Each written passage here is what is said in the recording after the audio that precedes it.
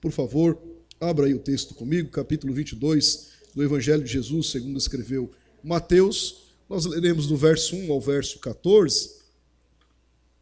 Leitura boa da palavra de Deus. Mateus capítulo 22, versos 1 a 14. Por favor, e aí você mantenha a sua Bíblia aberta, você mantenha para que nós possamos então verificar alguns outros textos que porventura podem surgir, auxiliares a esse texto principal que nós vamos tratar com a graça do Senhor, tá bom? Mateus capítulo 22, versos 1 a 14. Encontraram aí, irmãos? Amém? Amém, amém mesmo? Amém. Às vezes a gente acostuma de olhar aqui, né? Se encontrar é muito bom, que a gente vai manuseando a palavra de Deus aí também. Vamos ler. Diz assim, Mateus capítulo 22, versos 1 a 14. Diz assim: De novo entrou Jesus a falar por parábolas, dizendo-lhes: O reino dos céus é semelhante a um rei que celebrou as bodas de seu filho. Então enviou os seus servos a chamar os convidados para as bodas. Preste atenção. Mas estes não quiseram vir. Verso 4. Então ainda enviou outros servos com essa ordem. E disse aos convidados: Eis que já preparei o meu banquete. Os meus bois e cevados já foram abatidos. E tudo está pronto. Vinde para as bodas. Eles, porém, não se importaram. E se foram, um para o seu campo, outro para o seu negócio, e outros agarrando os servos, veja bem o que eles fizeram. Os maltrataram e mataram. O rei ficou irado, e enviando as suas tropas, exterminou aqueles assassinos e lhes incendiou a cidade. Então disse aos seus servos: Está pronta a festa, mas os convidados não eram dignos. E depois para as encruzilhadas dos caminhos, e convidai para as bodas a quantos encontrardes. E saindo aqueles servos pelas estradas, reuniram todos os que encontraram, maus e bons. E a sala do banquete ficou repleta de convidados.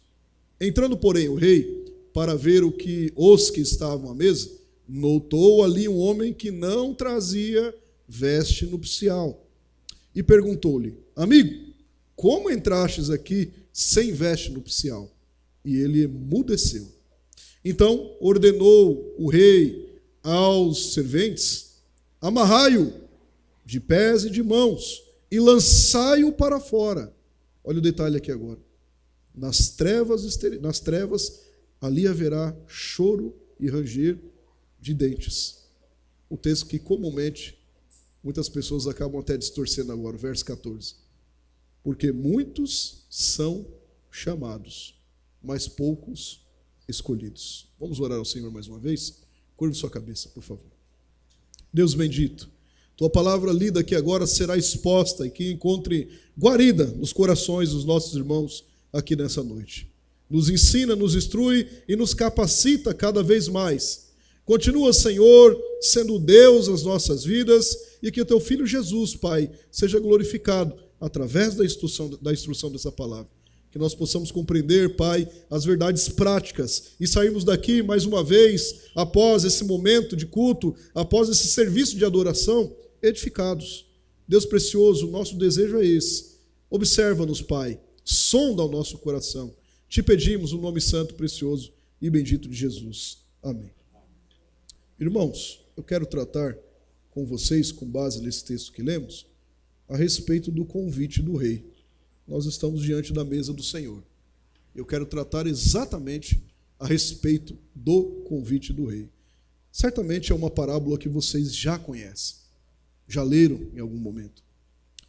A parábola das bodas do filho do rei, como assim é conhecida, ou até mesmo a parábola do banquete de casamento, tem alguns outros títulos que apresentam isso, ou simplesmente a parábola das bodas, ela é encontrada aqui no Evangelho de Jesus, segundo escreveu Mateus, capítulo 22, verso 1 a 14.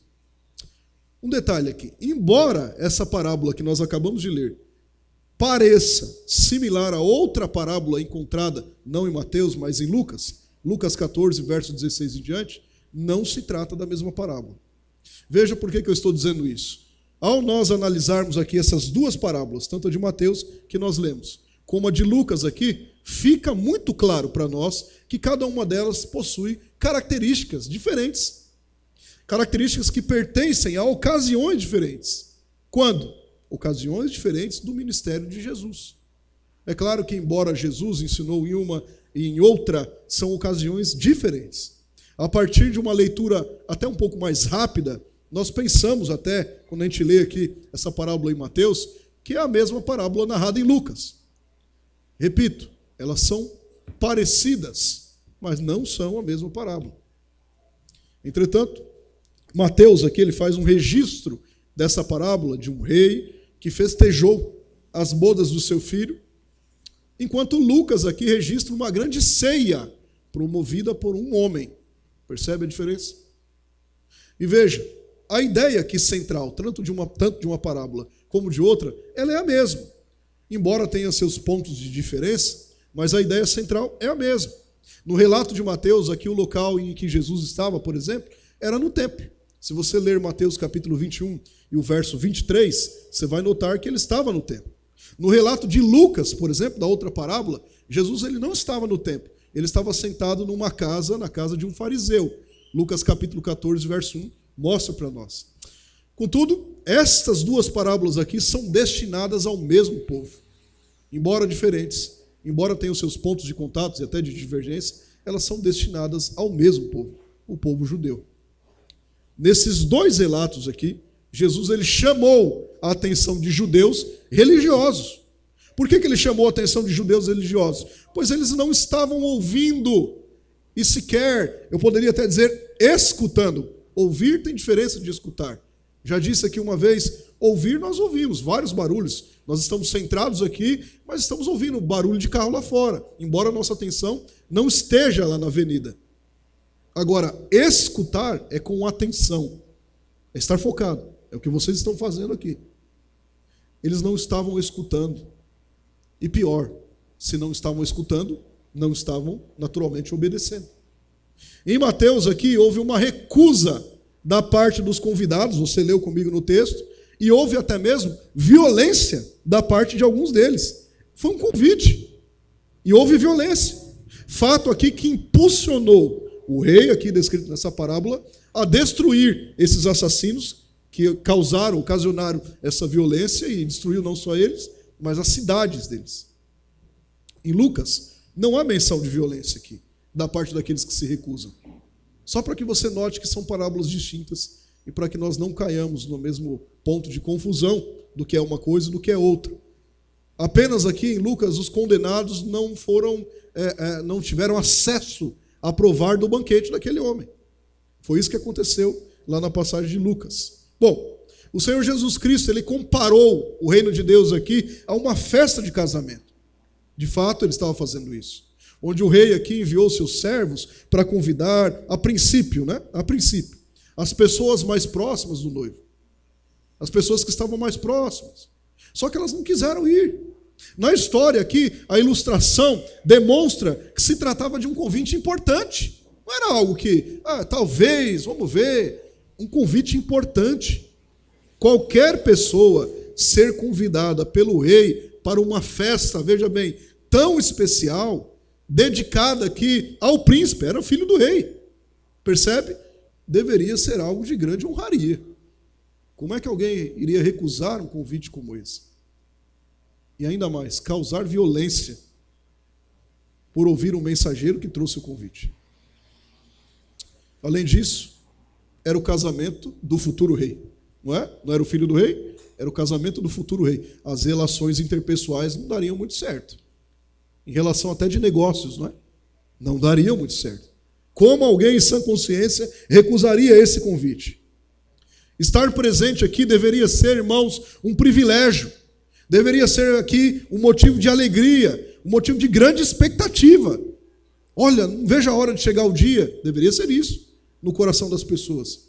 para todos aqueles que foram convidados, até para prestigiar a continuidade da realeza, né?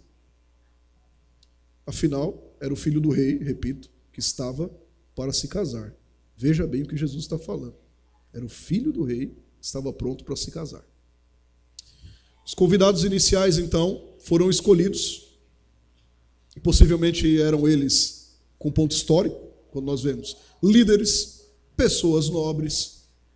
Não somente isso, religiosos, cidadãos que tinham uma certa importância, com negócios, né? Mas mesmo assim, eles rejeitaram o convite. Daí vem então o ponto de explicação da parábola. Quando a gente analisa o contexto dessa parábola aqui das bodas do filho do rei, é a discussão exatamente entre Jesus e as autoridades religiosas judaicas. Novamente figura os doutores da lei, novamente figura ali os fariseus. E há uma discussão.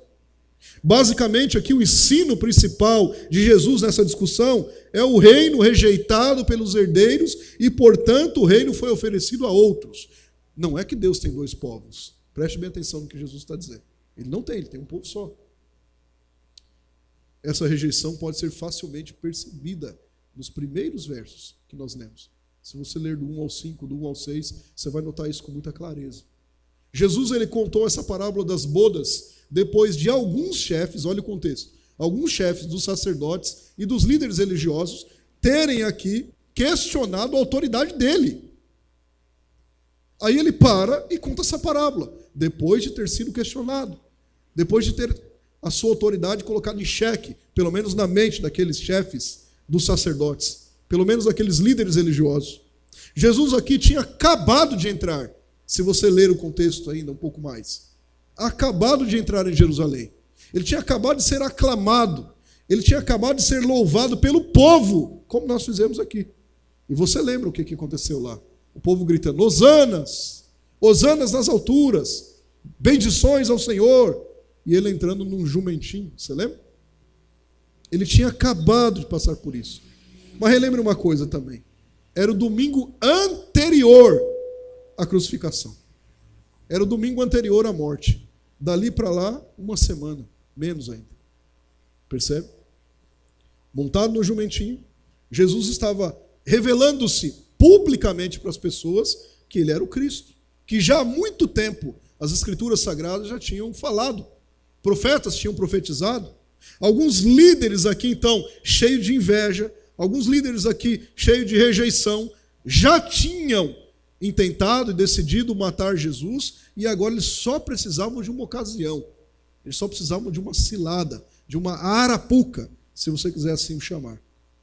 Questionar Jesus, questionar a autoridade de Jesus, então, era aqui para eles, claro, na cabeça deles, uma boa maneira com que fizesse com que Jesus praguejasse, com que Jesus blasfemasse, como diz a juventude aí, perdesse a linha.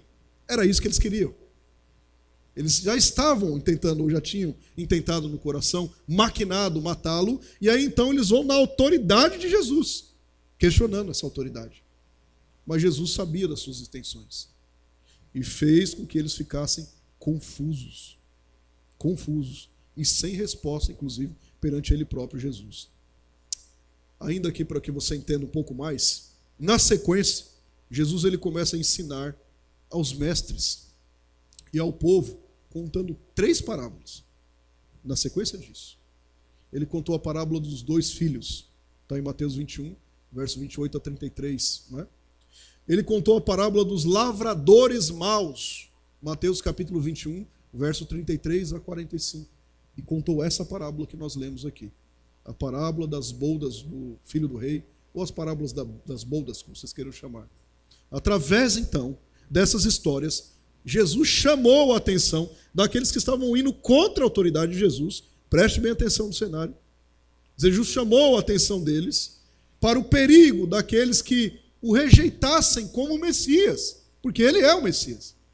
E Jesus estava esclarecendo, falando, olha, é perigoso rejeitá-lo, falando que ele não era o Messias, dizendo que ele não tinha autoridade, não fazendo a vontade de Deus, pois estes que assim procedessem não estaria no reino do Senhor. Jesus falou isso. Outros são convidados, então, e entrarão, mas devem tomar cuidado para não caírem também na mesma condenação. Eu estava dizendo isso. Precisa tomar cuidado. Não é perca de salvação, não estou dizendo isso, nem cremos nisso. Cuidado da forma com que deveria proceder. Mas note que, voltando aqui à parábola, e ainda no contexto, o rei aqui insistiu no convite. Você percebeu? Ele insistiu por 2 vezes. Ah, foi na primeira vez, não deu? Então não quero mais nada. Ele insistiu 2 vezes. Inclusive, aqui na última vez, alguns dos convidados, além de rejeitarem o convite, como eu disse a vocês, mataram os servos do rei, que estavam encarregados de convidá-los. Tem alguma conexão que você já consegue enxergar nisso? Mataram os servos do rei. Eles só estavam ali para propagar algo que era do rei deles, nem deles era. E mataram eles. Os versos 7 e 8 mostram o juízo, inclusive, do rei sobre os convidados iniciais. Foram destruídos. O rei também aqui afirma que aqueles que rejeitaram o seu convite, eles nem eram dignos. Você acha mesmo que o rei não sabia? Foi pego de surpresa? Aqui também nós podemos notar a gravidade dessa rejeição, desse convite. Qual a gravidade? A inconsequência dos convidados, a gente consegue ver. Eles estavam rejeitando o convite do casamento do filho do rei.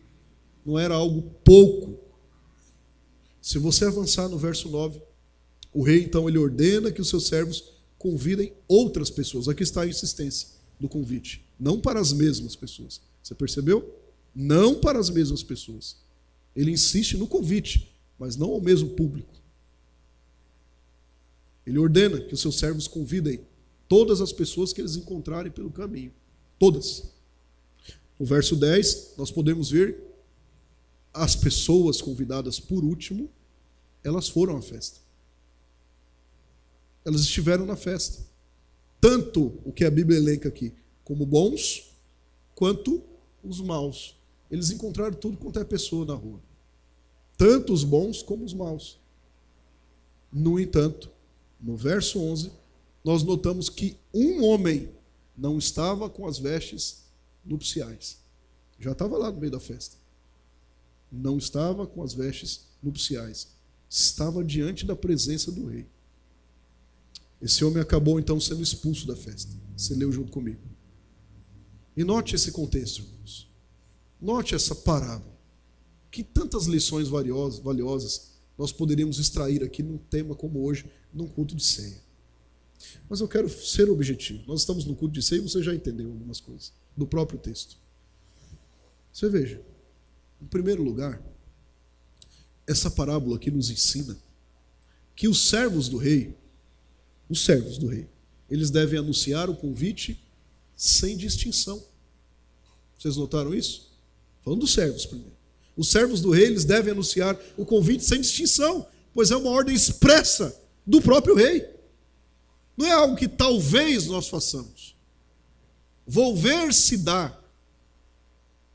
Ah, eu tenho outra prioridade, rei. Não é assim. É uma ordem expressa do rei. Todos aqueles que são servos do rei foram chamados e ordenados a irem a anunciar o convite que o rei queria. Você percebeu?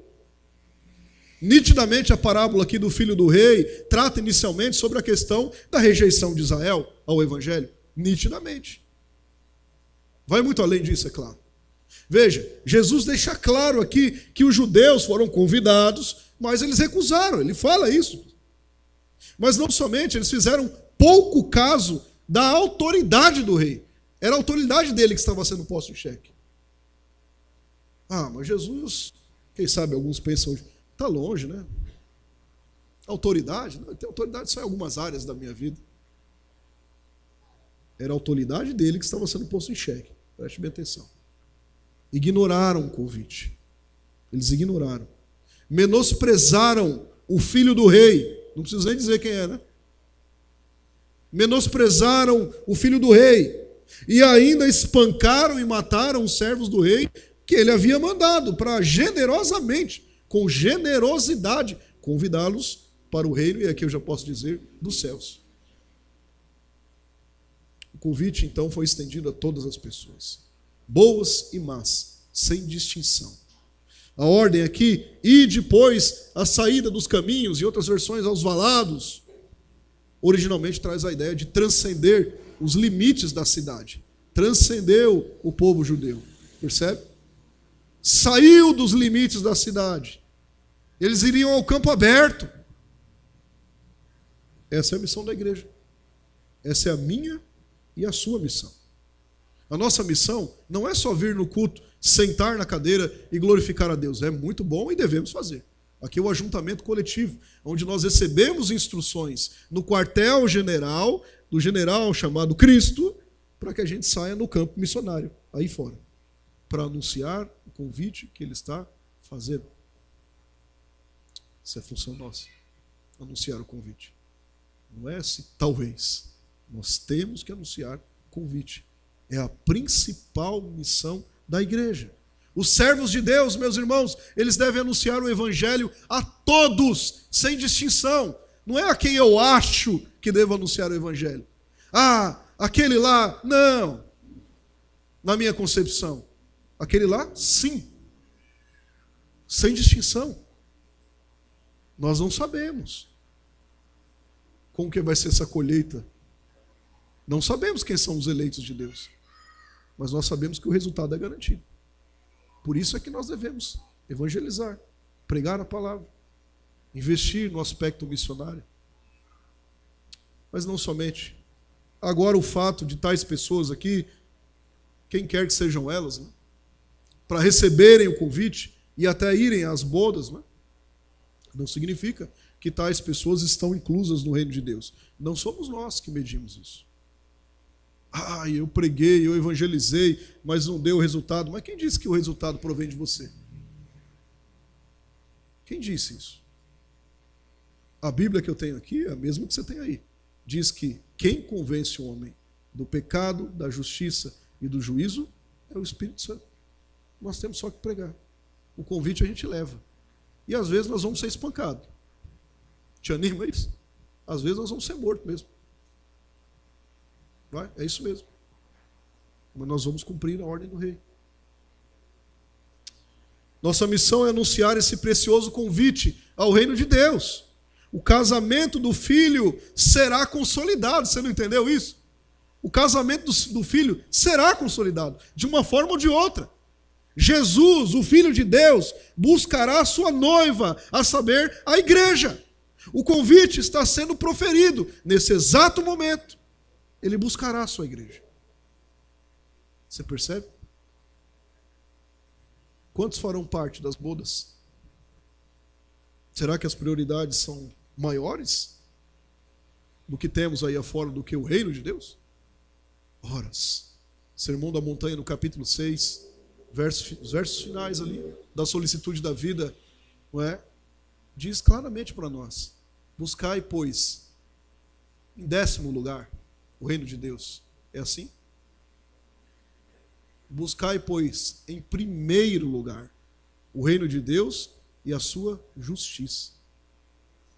E ele está falando num contexto de ansiedade da vida. E todas aquelas coisas seriam acrescentadas. Não são as demais coisas. Demais coisas é muita coisa. São aquelas coisas. O comer, o beber, o se vestir. As necessidades básicas que temos. Mas o que importa para nós é militar a causa do rei. Nós somos igreja militante. Nos tornaremos igreja triunfante. Quando Jesus nos chamar individualmente ou até mesmo coletivamente. Por enquanto, nós somos igreja militante. Não podemos ser cristãos só de um culto de domingo, sequer vir ao culto de domingo. Que às vezes nem isso. Não podemos ser cristãos assim. A gente precisa anunciar com muito afinco, com muita disposição, as verdades do reino. O convite não é nosso. O reino não é nosso. O reino é do Rei Celeste. Nós somos súditos, somos servos desse reino. E precisamos, com muita cautela, com muito amor, com muita sabedoria, disseminar a sua palavra. Primeiro, é uma constatação para nós. E aqui você faça a sua introspecção. Temos feito isso? Individualmente falando? Se sim, graças a Deus, que o Senhor te preserve, te sustente e uma vez mais possa continuar te direcionando dessa forma. Se não, meus irmãos, recondicione tua vida. Você como servo do Senhor. Agora, não é amanhã não, é já. Para que você pregue o Evangelho de Cristo Jesus. Em segundo lugar, essa parábola aqui nos ensina que nós, todos, somos analisados diante do rei. Nós somos analisados. É ensinado aqui que nós devemos estar adequadamente trajados para as bodas. Ou não? Está sendo escrito aí. Ou foi escrito, aliás. Nós somos analisados pelo radar do rei. Como é que nós seremos encontrados? As nossas vestes devem ser a veste adequada para estar diante da presença do rei. E a veste não é somente uma questão física aqui, não. Isso vai muito mais amplo do que você possa imaginar. Se até o verso 10, a parábola aqui, ela possui um significado mais amplo, que era um grupo de pessoas, e você viu isso comigo? A partir do verso 11, se você ler aí, se torna estritamente pessoal. É individual. Até o 10, grupão de pessoas. Do 11 em diante, ou no 11, está falando da questão individual. Não é mais o grupo de convidados que está sendo tratado, nem mesmo alguma divisão dentro dele. Esse grupo são das pessoas boas, esse grupo são das pessoas más. Nem isso está sendo tratado no verso 11. A partir do verso 11, a individualidade de cada convidado é destacada. Está claro isso aí para nós. Note que foram à festa, sim, pessoas boas, na concepção aqui, e pessoas más. Porém, acerca do convidado que não estava vestido adequadamente, nada foi dito em que grupo ele participava. Vocês viram aí em algum momento? Não, ele participa do grupo dos bons. Ou não, ele participa do grupo dos maus. Nada foi dito. O texto bíblico aqui apenas diz que ele não estava vestido adequadamente. Alguns aqui defendem que aquele homem havia sido convidado, por isso ele estava vestido com... não estava, aliás, vestido com roupas de núpcias, ele apareceu lá. Só que é uma balela. Se você notar os detalhes do texto, está dizendo aí, convidai a todos. Não foi isso que ele disse? O rei não falou isso? Convidai a todos. Está lá no verso 9. E a conclusão no verso 14 nos mostra isso claramente. Porque muitos serão chamados, ou são chamados, mas poucos escolhidos. Parece certo que aquele homem também havia sido convidado. Esse privilégio aqui é alcançado pelas vestes apropriadas e, no contexto histórico, fornecidas pelo próprio anfitrião. Nós nunca poderíamos adquiri-las. Nunca poderíamos. Pelas nossas próprias forças, pelo nosso próprio mérito. As vestes necessárias para estar diante do rei, nunca conseguiríamos. Somente quem está vestido, irmãos, com a justiça de Cristo, pode estar apresentável diante de Deus. Somente quem está vestido com essa justiça que Cristo imputa em nós, é que nós podemos estar diante de Deus. Contrário disso, não. Seríamos fulminados. As vestes referidas aqui nessa passagem, repito, dentro do contexto histórico, fornecidas pelo anfitrião, no caso o rei, né? Não era raro que situações assim, o anfitrião, sendo rico, sendo poderoso, fornecesse a roupa apropriada. Isso acontece até aos dias atuais. Convida as pessoas e fornece a roupa apropriada para que esteja naquele local, naquela festa. No caso ali, as bodas do filho dele. Para que todos estivessem vestidos adequadamente. O fato de que muitas pessoas diferentes foram convidadas às bodas reforça esse entendimento. O homem com vestes inadequadas deve nos fazer entender que nós precisamos receber, primeira coisa, a provisão do rei para estar em sua presença. A gente não vai na presença do Senhor. Ele antes nos provisiona para que então, a partir dessa provisão, nós possamos estar na presença dele. e o meio é Cristo. Nós estávamos mortos em delitos e pecados. A gente não ia à presença de coisa nenhuma, a não ser do lago de fogo. Nós precisamos receber novas vestes. Precisamos. Ter a nossa vida aqui em conformidade com a vida do Filho do Rei. A imagem e semelhança, sendo constituído, pois, dia após dia, no processo de santificação, a conformação do caráter de Cristo Jesus. Para assim, então, nós sermos aceitos na presença de Deus. O próprio Cristo diz: ninguém vem ao Pai senão por mim. Cristo é o meio, Cristo é a porta. Cristo não é um caminho, ele é o caminho. Todos os caminhos levam a Deus? Sim. Um dia todos nós estaremos no grande trono branco, dia de Deus. Todos os caminhos levam à salvação? Não. Percebe? O evangelho é exclusivo para o fulano, para o beltrano e para o ciclano ali? Não. Mas a salvação é exclusiva apenas em Cristo? Sim. Nós precisamos estar vestidos com a justiça de Cristo. Enquanto Adão ofereceu para nós um bolo podre, permita-me dizer, porque em Adão, todos nós fomos destituídos da glória de Deus, todos nós pecamos, todos nós estamos fadados à perdição, todos nós estamos caminhando a passo largo ao inferno.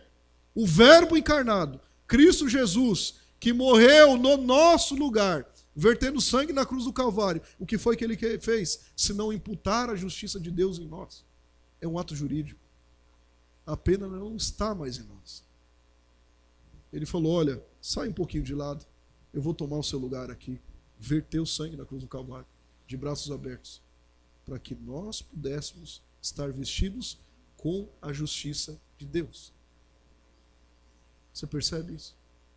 Não tem como estar diante de Deus se não estiver vestido, eu estou dizendo para o sentido salvífico, com a justiça de Deus. Ora, para nós sermos aceitos na presença de Deus é assim. Podemos até receber, sim. Podemos até aceitar o convite? Pode até aceitar. Porém, não significa que nós estejamos incluídos no reino de Deus se nós não estivermos vestidos da justiça de Deus em Cristo Jesus imputada a nós. Nós precisamos, irmãos, ao contrário, né? Nos despir dos nossos preconceitos, da nossa arrogância, do nosso ego e deixar o Senhor nos vestir conforme a sua vontade. Muita gente pode falar em nome do Senhor, mas isso não quer dizer que as suas vestes sejam apropriadas. Está escrito na palavra de Deus. Sermão da Montanha, Mateus capítulo 7, verso 22 e verso 23. Muitos naquele dia hão de dizer-me: Senhor, Senhor, porventura não temos nós profetizado em teu nome? E em teu nome não expelimos demônios? E em teu nome não fizemos muitos milagres? Olha a resposta do Filho do Rei. Então lhes direi explicitamente: nunca vos conheci. Não sei nem quem vocês são. Apartai-vos de mim, os que praticai iniquidade. Os que não estiverem vestidos adequadamente para estar na presença do Rei, ouvirão isso. Não falo isso com alegria. Apocalipse capítulo 19, versos 7 e 8, diz: alegremo-nos, exultemos e demo-lhes a glória, porque são chegadas as bodas do Cordeiro, cuja esposa a si mesmo se ataviou. Olha agora. Pois lhe foi dado vestir-se de linho finíssimo, resplandecente e puro, porque o linho finíssimo são os atos de justiça dos santos. Não tem como. É isso aqui. Não adianta a gente correr para um lado, para o outro, achar isso, achar aquilo. A gente não acha nada. A gente vai na Bíblia. É a Bíblia que nos condiciona onde nós devemos ir. Ela é a nossa única regra de fé e prática. Terceiro lugar, essa parábola aqui nos ensina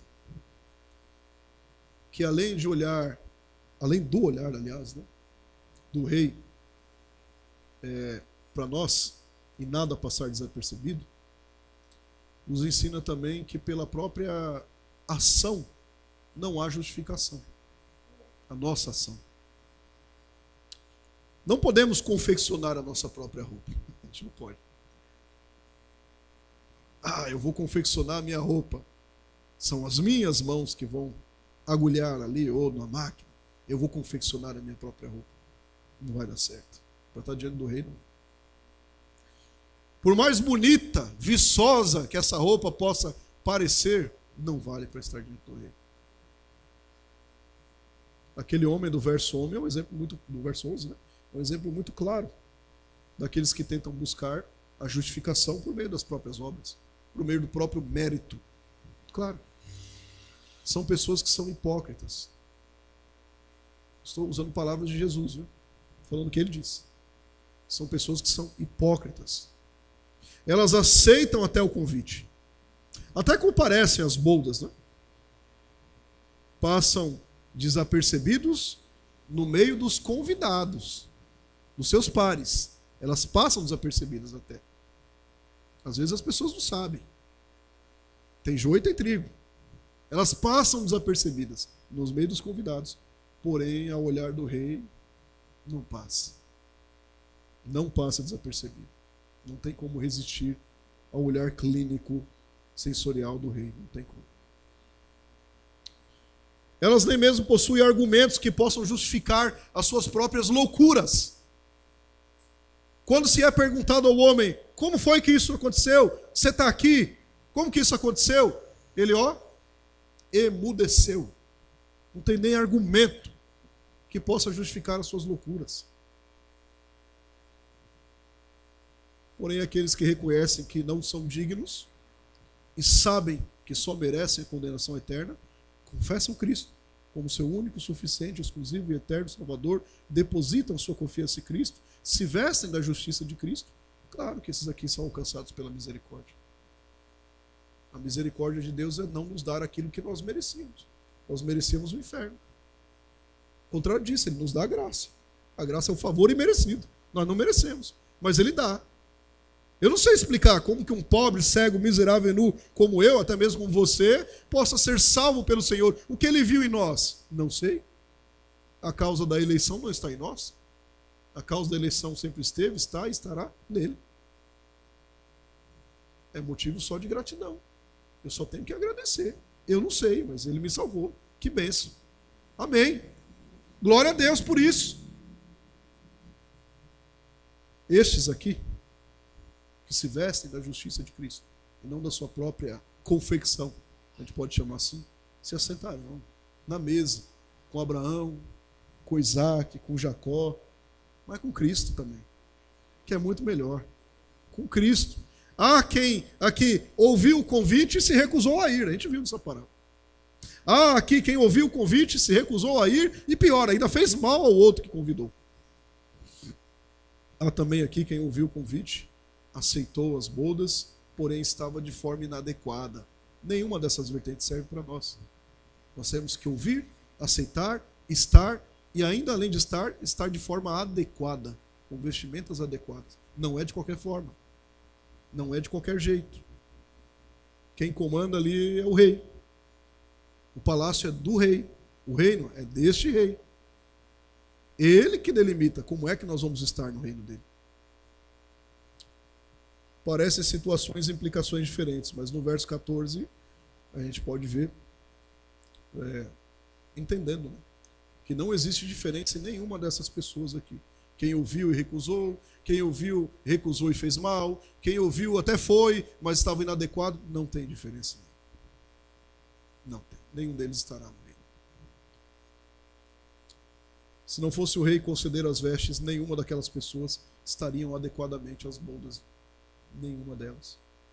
Muitos falam o nome de Deus. Muita gente fala o nome de Deus. Mas não em nome de Deus. Tem diferença. Falam o nome de Deus. Proferem para cima e para baixo. E isso e aquilo, e aqui, e aquele negócio outro. Mas em nome de Deus, pouquíssimos. Muitos por aí, no reino, ainda caminhando aqui nesse aspecto terreno, estão infiltrados. É joio. Muitos estão infiltrados. mas não quer dizer que são justos ou justificados porque eles estão dentro de uma igreja. Não. Quem disse isso? Vai chegar um dia que vai haver uma separação. Isso não é cabível às nossas mãos. Quem fará isso é o próprio rei. Ele delegará aos seus súditos, não é? No caso, os anjos, fazendo uma analogia já da outra parábola, e separará. O joio, ele vai amarrar em feixe e lançar no fogo que não se apaga.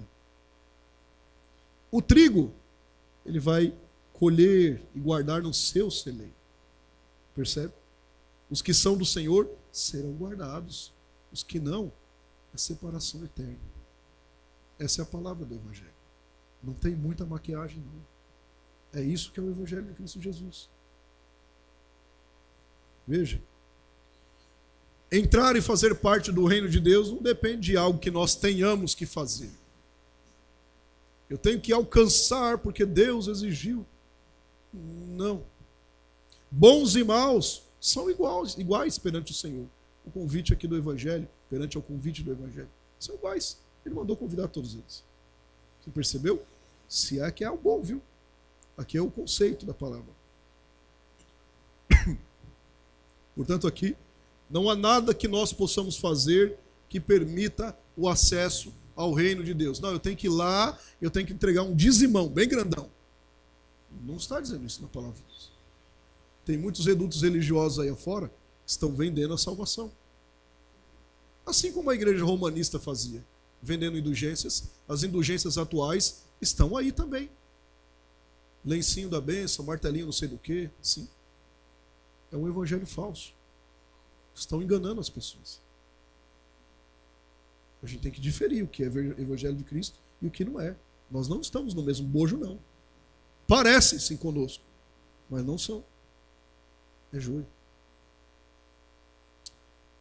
Há aqui, irmãos, um reforço de que a condição para entrar no reino de Deus, nas bodas do Filho do Rei, não depende dos nossos méritos próprios. Não é o que eu faço, o que eu tenho, meu intelecto, a força do braço, minha conta bancária. Não é. Bons e maus são iguais perante o Evangelho. Significa que nenhuma conduta, que nenhuma obra humana, por mais que seja boa aos olhares dos humanos, por mais que seja boa, credencia alguém para entrar no reino de Deus. Não credencia, pois todos são indignos e pecadores. Todos foram destituídos da glória de Deus. Evidentemente que nós fazemos boas obras, porque os salvos foram criados para as boas obras. Nós não fazemos boas obras para sermos salvos. Somos salvos e por isso fazemos boas obras. É diferente. A condição é do próprio rei. O Filho do Rei nos justificou com o seu precioso sangue. Estamos à mesa dele. As nossas vestes aqui, por meio dele, são alvas. Como? Mais do que a neve. Por meio dele. É dever, irmãos, lembre aí, dos servos do Senhor, anunciar o convite a todos, sem distinção. Caso contrário, não há diferença entre os que se recusam a aceitar esse convite e até mesmo os que anunciam. Se algum de nós está fazendo alguma separação, esse eu anuncio, esse aqui não. Se existe algum de nós assim, recondicione o seu caminho, porque nós somos tão iguais àqueles que recusam o convite. E se continuar assim, a gente pode se encontrar até com eles. Deus queira que não. Segundo, relembre, que ninguém se engane, irmãos. Que ninguém se engane.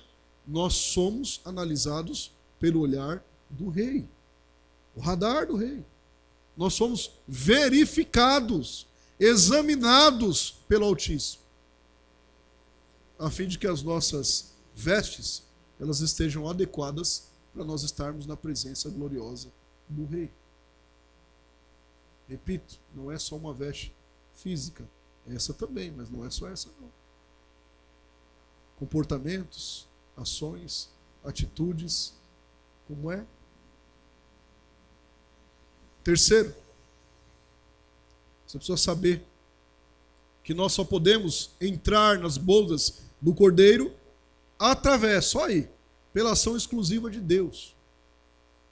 Como eu acabei de dizer, nenhuma obra de autojustificação, eu me autojustifico, nenhuma confecção de vestes, por melhor que seja o alfaiate, será adequada e poderá nos garantir aqui na alegria eterna e no reino infindável. Se não for a justiça de Cristo, se não for a veste da justiça de Cristo, nós não vamos para lugar nenhum. O ponto aqui é, para a gente finalizar, que nós possamos, nessa noite de hoje, diante de um cenário como esse, ouvir o convite do rei. Melhor, escutar o convite do rei. Com atenção. Escutar o convite do rei. Que nós possamos estar, de fato, nas boldas do seu filho, que nós possamos ser achados devidamente trajados com as vestes da santificação. Alvos mais que a neve. Purificados através do sangue de Cristo. Esse sangue que nos purifica de todo o pecado. Que nós possamos, irmãos, não estarmos reunidos mais um momento protocolar. Não, não é protocolar, não. Nós estamos aqui na presença do rei, do filho do rei. Estamos aqui na presença dele.